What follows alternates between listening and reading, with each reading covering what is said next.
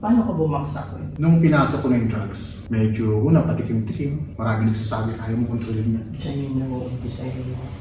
Hanggang sa Hi guys! Welcome to my channel! Oras na para umpisahan natin ang ating video. Paano? Tara na! Ano pang hinihintay natin? Umpisahan na yan!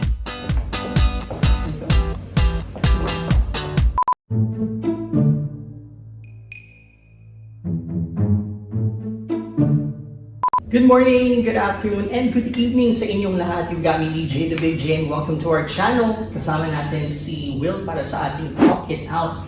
Will! Ano bang real name natin? ako po si Wilmar A. Maglamo. Si Will. Matagal na kami magkababata nito eh. I think mga 26 years. Saan ka ba nag-aaral dito? Pretending na mag-aaral sana. Bakit pretending? Pretending kasi dapat mag-aaral ako ng college. Okay. Pero after nang dumating ako sa Hong Kong 1996, taga-Pasig ako. After graduate, tamad ako mag-aaral. Tapos nakita ko pagdating dito, madali kumita ng pera, lalo pag residente. In that time, 1996, ang dami-daming trabaho. Ngayon, gusto ko lang i-share sa inyo. No? Nung first kong nakilala si Will is through friends eh. Na-introduce tayo sa mga kaibigan. Talagang parang bad boy yung dating nito eh. Di ba, no? Oo, Kasi nga. ano ba uso nun? Parang hip-hop. Hip-hop, parang funky, tapos medyo matangkad pa ako. Oo nga, medyo. Sige, lakas ng dating. Tambay tayo ng mga basketball. Mahilig ako sa sayaw Okay. noong ating 1995-96. So, kilala mo yung mga ex-movers. So, mga childhood friends, we compete to each other. So, meron kang grupo dati. Kinetic approach. Pero kilala namin sila, really good friend of mine. And you guys Close. basically give respect to each other. Sumasayaw kami sa mga domestic helpers. Oo. Meron kaming grupo noon noong 1996, Kapisanan ng Aktibong Pinoy. Halos mga bata pa kami. Siyempre, bawal pa kami magtrabaho eh. Hindi allowed, di ba? Kailangan mag-18 ka muna bago magtrabaho sa Hong Kong. Ngayon, ito po, gines ko po, inimbitahan ko si Will. Kasi unang-una, ako po close talaga kay Will. Alam ko yung naging storya niya. Alam ko, nasubaybayan ko ang lahat ng pagbabago na nangyari sa buhay niya. Kaya ako po siya gustong i-feature dito sa ating channel because I think his story is very inspiring. Madami tayong kapupulutan ng aral. And I'm so blessed na pinagbigyan tayo ni Will. First of all, gusto kong magpasalamat sa iyo dahil pinaunlakan mo yung imbitasyon ko. Alam mo, isang PM ko lang, ako okay agad kay Bro Will eh. Kailangan natin i-share the truth. Not a lot of people know the truth. Kasi, so, dito nyo yan mapapakinggan at dito nyo malalaman kung ano yung truth. Pero bago yan, gusto ko munang tanongin si Will. Bro, if you can sum up the whole history, no? Sino si Will dati? Masyado akong bata para pagtrabaho sa nightlife. Okay. I think 1997, One Child and Kwai Fong or Chim Sachoy. I used to be a former bartender. Okay. Very young manager. Halos napasama ako sa mga Western company, Western people. Piling ko nga nun, foreigner na ako. Siyempre, hindi ko na alam na nag-change na pala akong personality.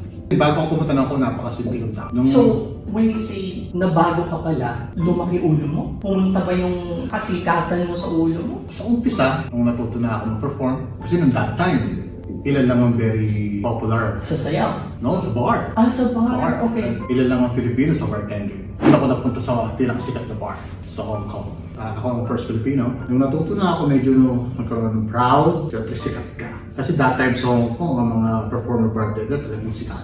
You earn good money, you have lots of followers, you have lots of girls. Hanggang sa nag-end up na ako to try substance. Nag-umpisa sa pagiging alcoholic, sumunod sa pagiging babaero.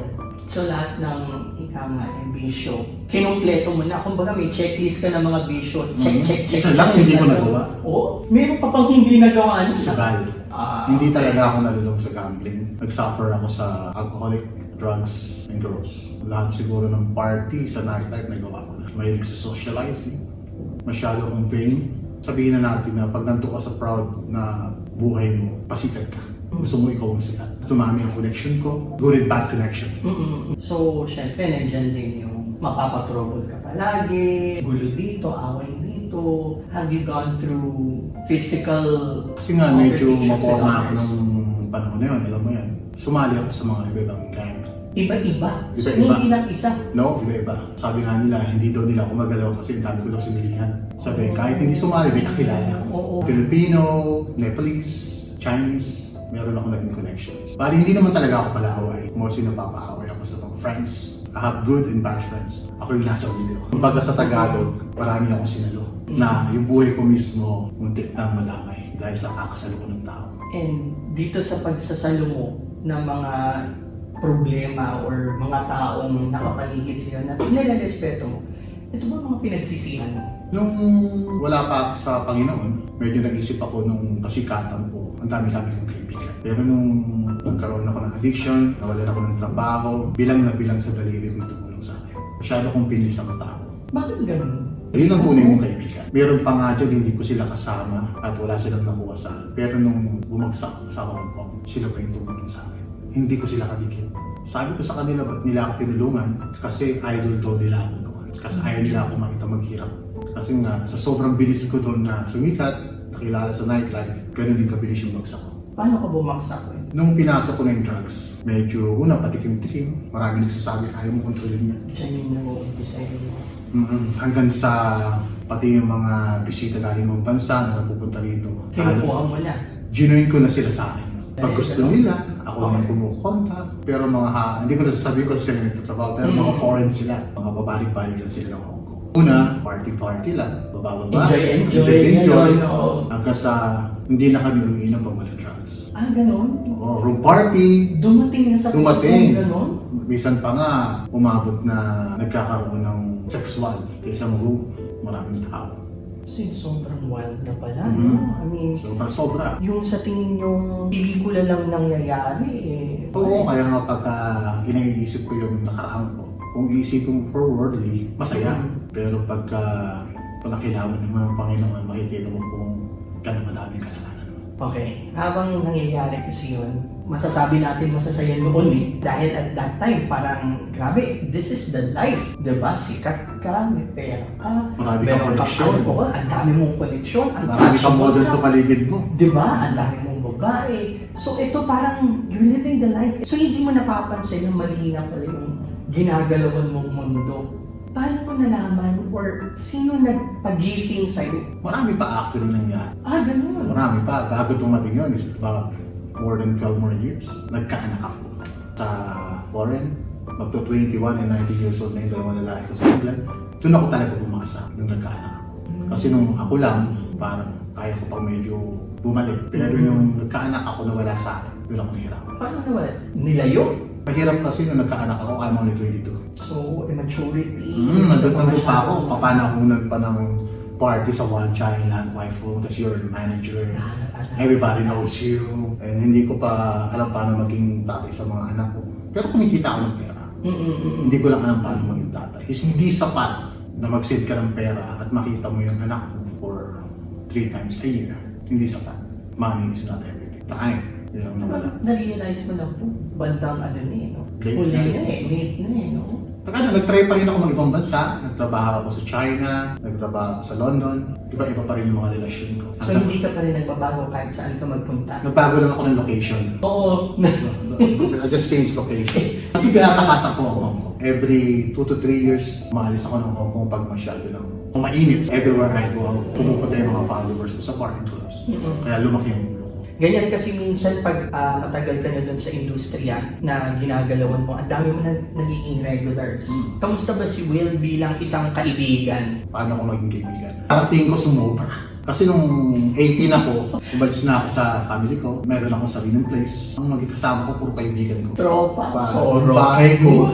Basta kaibigan kita, you can use my house, you can eat my food, and I can protect you. Masyado ko sigurong minahal ang mga kaibigan ko. May mga kaibigan na nung wala na ako, iniwan ako, siniraan ako. Wow. Pinasuggest ko na lang lahat. I met my wife in Shanghai. My wife is Christian. Pero siguro, imbis na sa umpisa na sobrang pumamahal niya sa akin, imbis na ako yung madala, siya yung nadala ko. Nung na-meet ko siya, mahilig na rin siya mag-party, kasi nga, singer siya ng banda. Now, me and my wife, we both Christian, and we pray together, we serve God together, and we share the gospel together. Amazing. Gano'n na kayo katagal mag-asawa? 10 years, we found our peace, Okay. real peace and joy, through God. Kamusta naman si Will bilang isang anak?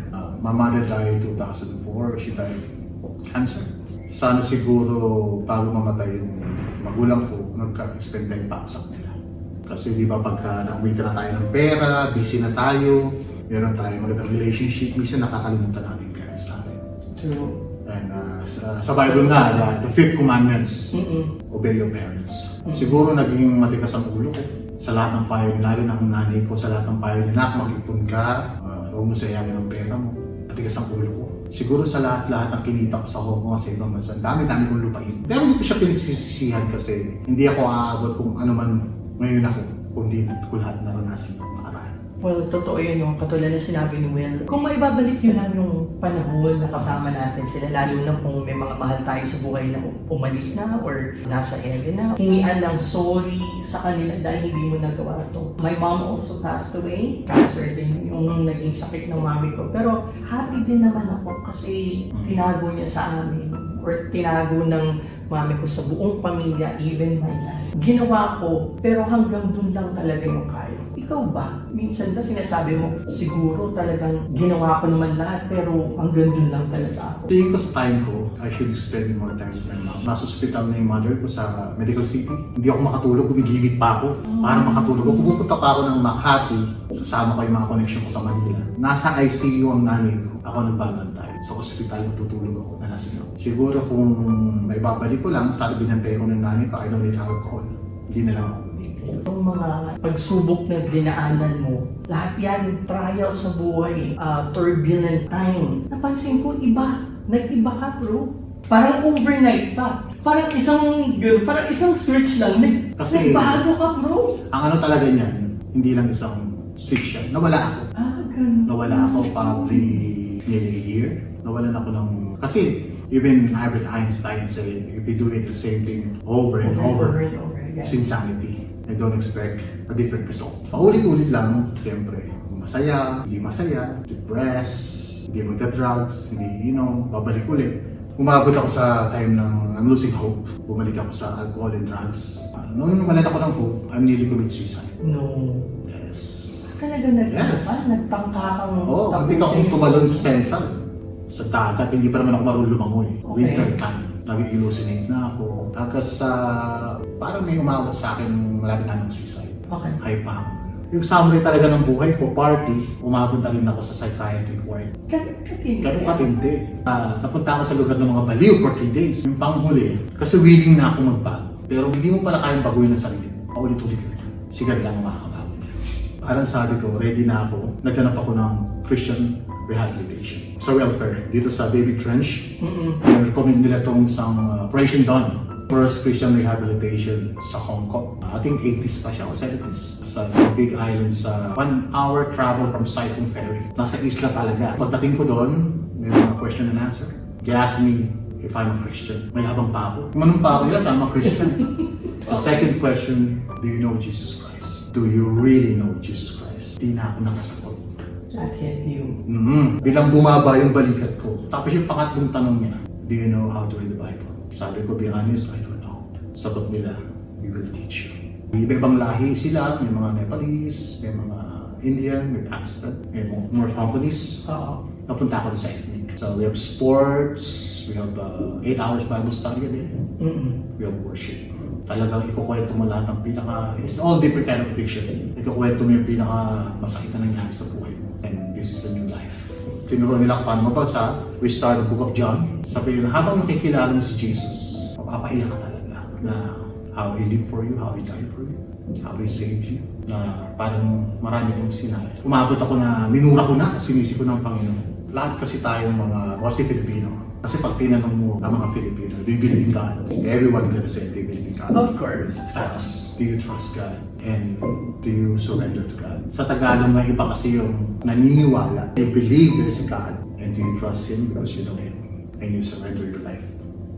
I'm sure na ikaw ngayon ay masaya. Nasusubaybayan sa iyong mga social media posts na talagang inspired ka na tumulong sa iba. Ano yung mga pwede mong sabihin or maisasuggest mo sa mga viewers natin? If you read the Bible, ang Panginoong Jesus hindi pumunta dito para sa mga taong tingin nila hindi sila makasalanan. Pumunta siya dito nagkatawan tao siya para sa mga, sabi it's parable, may sakit. Means all sinners. Di ba ang mga may sakit ginagawa? Hanggang hindi ka aminado na may problema ka addictions, hanggang hindi mo sila amin sa sarili mo na you need help. Hindi mangyayari. Hindi ka magagawa.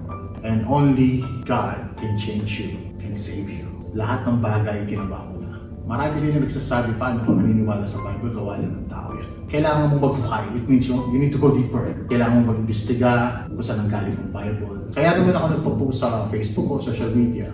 Kasi alam naman ng Panginoon yung motive ko. Which is, Na marami dyan na naliliko ng landas. and you're ready to help. Yes! Totoo yan. Kasi may mga kaibigan po kami na nangangailangan po talaga ng pagbabago. And kasi minsan, ang hirap yung ma-reject eh. Pero alam niyo si Will, hindi siya nagsasawang kausapin, imbitahin, hanggang sa dumating na sa puntong, sige na nga, papayag na ako, sasama na ako. Parang gano'n. So, nakakatuwa dahil hindi ka nag-give up para tulungan yung mga kaibigan mo.